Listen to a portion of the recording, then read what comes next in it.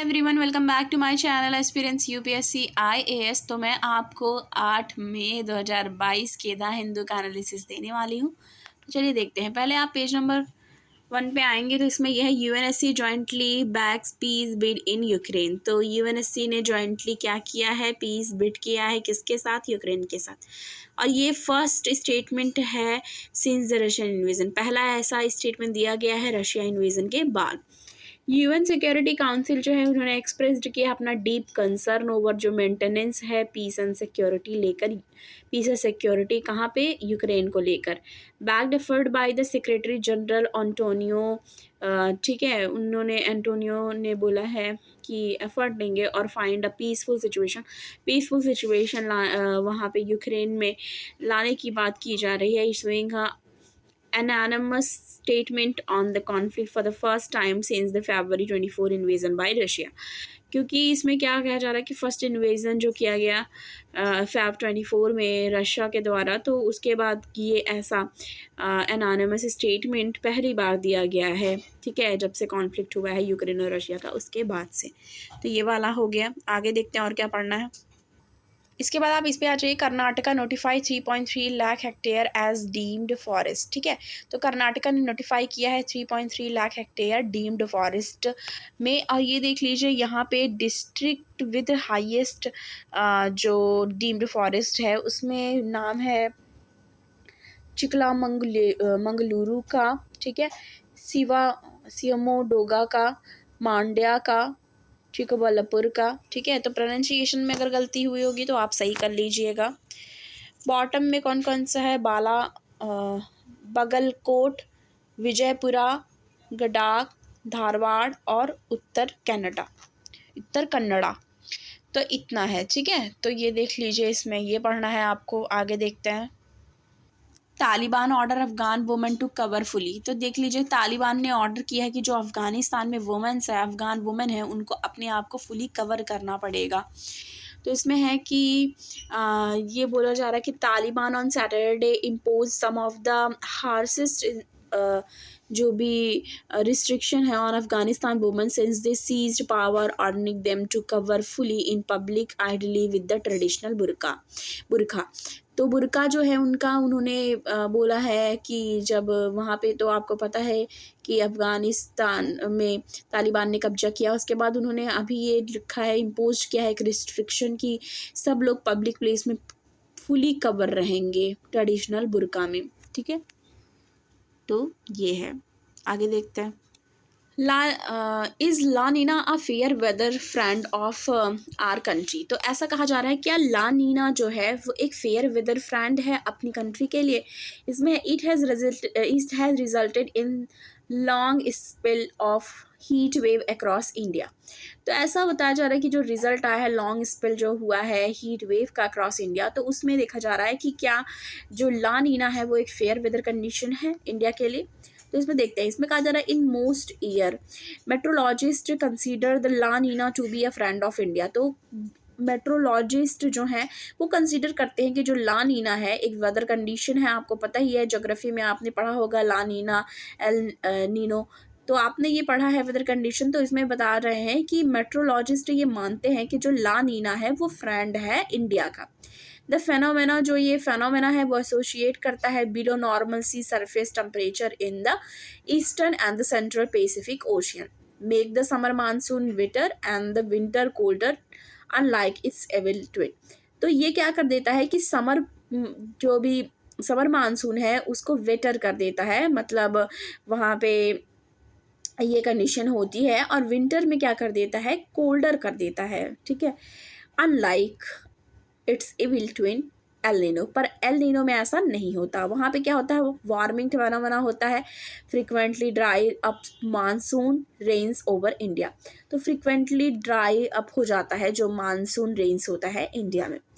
और ये भी है कि this year however the La Nina is being blamed for worsening perhaps the longest spell of heat wave from the March to April. पर इस बार ये कहा जा रहा है कि देखिए आप, जो भी इसके पहले भी 2-3 दिन पहले की न्यूज़ में आया था कि हीट वेव बहुत ज़्यादा देखने को मिली है अप्रैल में। तो ऐसा कहा जा रहा है कि ला नीना की ही वजह से भी ये देखिए मार्च और अप्रैल में हीट वेव इस बार ज़्यादा देखने को मिले हैं वेस्ट एंड सेंट्रल इंडिया में। ठीक है, पेरियोडिक पैटर्न क्या है फॉर्मली देख लीजिए। तो इसमें ये देख लीजिए कि फॉर्मली जो एल नीनो है, अब एल नीनो की बात यहाँ पे की जा रही है वो सदर्न ऑक्सीलेशन को लेके बात की जा रही है। इसमें है कि जो ENSO भी कहा जाता है इसको, एल नीनो सदर्न ऑक्सीलेशन का ये फुल फॉर्म है, ये ENSO का फुल फॉर्म है। जो La Nina and El Nino phenomena होता है वो पेरियोडिक पैटर्न पे आता है, रफली लास्ट करता है ये 3 सालों तक। ठीक है, ड्यूरिंग ला नीना विंटर में क्या होता है, नॉर्थ साउथ जो नॉर्थ और साउथ में प्रेशर होता है, ठीक है, पैटर्न सेट करता है ओवर इंडिया, और फॉर्मली ये इन्फ्लुएंस करता है ट्रेड विंड पे। तो आप जिन्होंने भी ज्योग्राफी पढ़ा होगा, इंडियन ज्योग्राफी, आपको पता होगा कि ट्रेड विंड क्या है, लानीना क्या है, एल नीनो क्या है, ठीक है, ये सारी वेस्टर्लीज क्या है, ईस्टर्लीज क्या है, तो आपने ये सब पढ़ा होगा। तो देख लीजिए यहाँ पे ट्रेड विंड की भी बात की जा रही है। However because the La Nina didn't speak the sea surface temperature continue to be cold and this drove hard westerly wind. ये देखिए वेस्टर्ली की बात की जा रही है, तो आपने पढ़ा होगा ईस्टर्लीज वेस्टर्लीज विंड्स की कंडीशन भी पढ़ी होगी ज्योग्राफी में, तो उसकी भी बात यहाँ पे की जा रही है। तो ये ज्योग्राफी से रिलेटेड है पूरा। ठीक है, तो ये भी आपको पढ़ना है। क्लाइमेट वाला चैप्टर आपने पढ़ा होगा अगर NCERT में भी, तो भी आपको ये चीज़ समझ में आ रही होगी। आगे देखते हैं।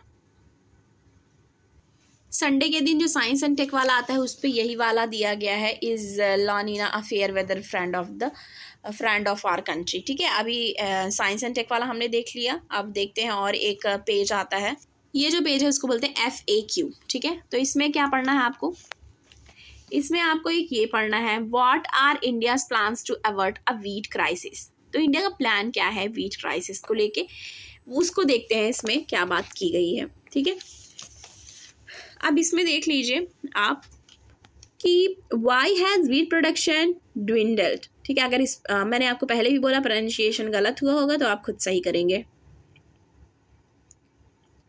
सही कर लीजिएगा आप। आगे देखते हैं क्या है। इंडिया जो है वो सेकेंड लार्जेस्ट प्रोड्यूसर है वीट का। ठीक है, तो अभी यहाँ पे हमें कुछ डेटा पता चल रहे हैं कि कौन किस पोजीशन पे है।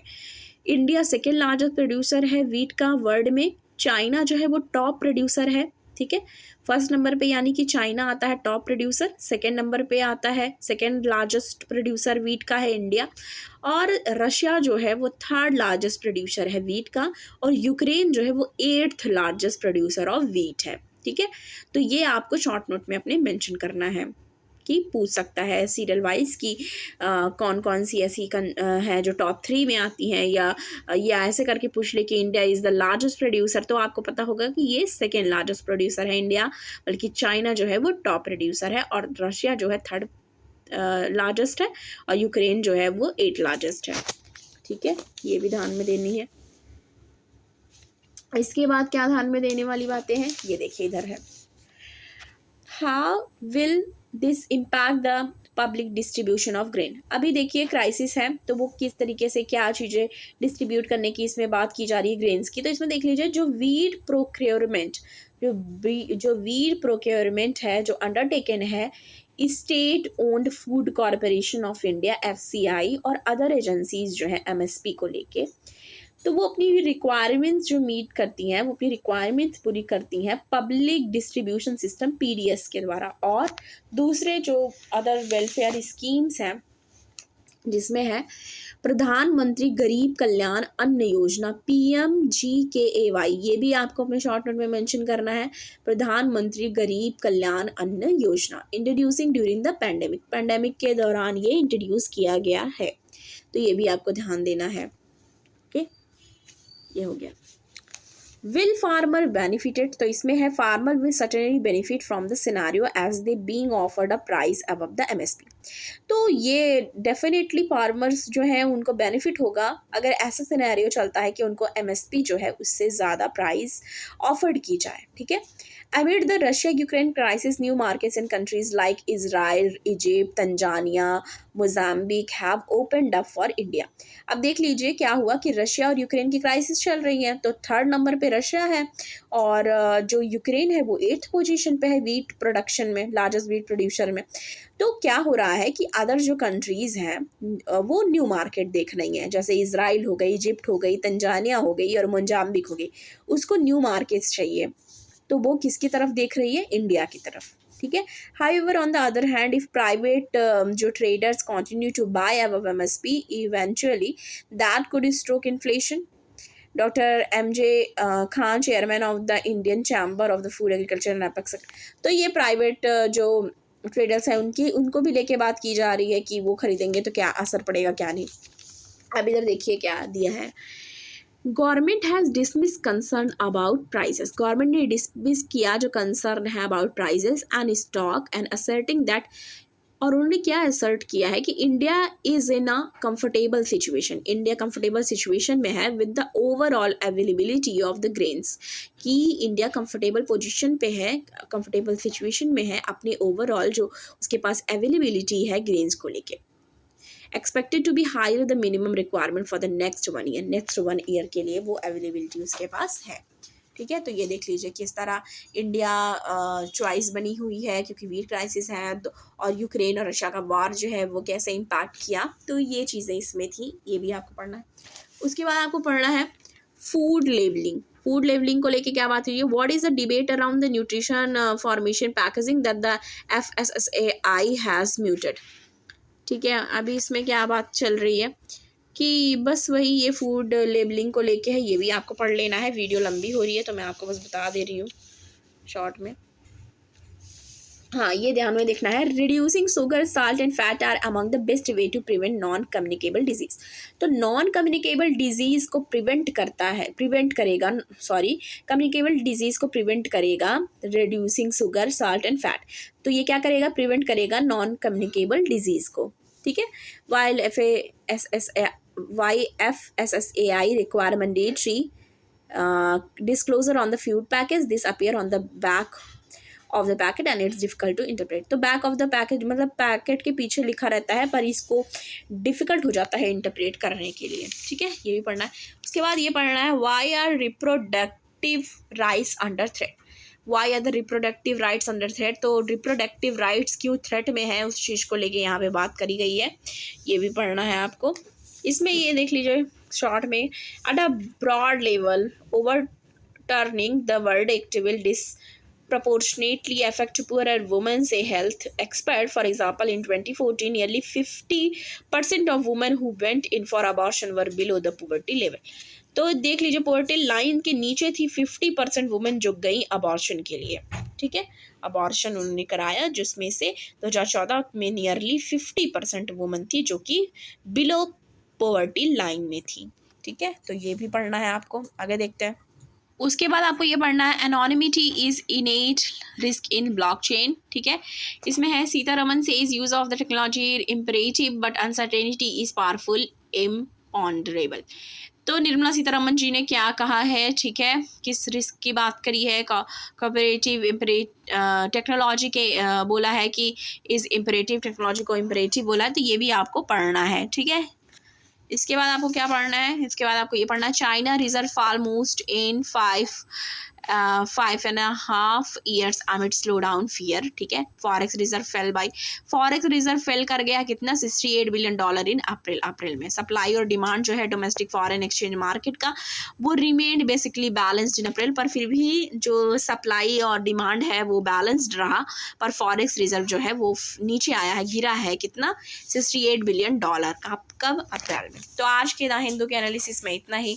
अगर आपको द हिंदू का एनालिसिस अच्छा लगा हो तो प्लीज़ लाइक करिए, ज़्यादा से ज़्यादा शेयर करिए और चैनल को सब्सक्राइब करना मत भूलिएगा। मिलती हूँ आपको मैं नेक्स्ट वीडियो के साथ। Thank you.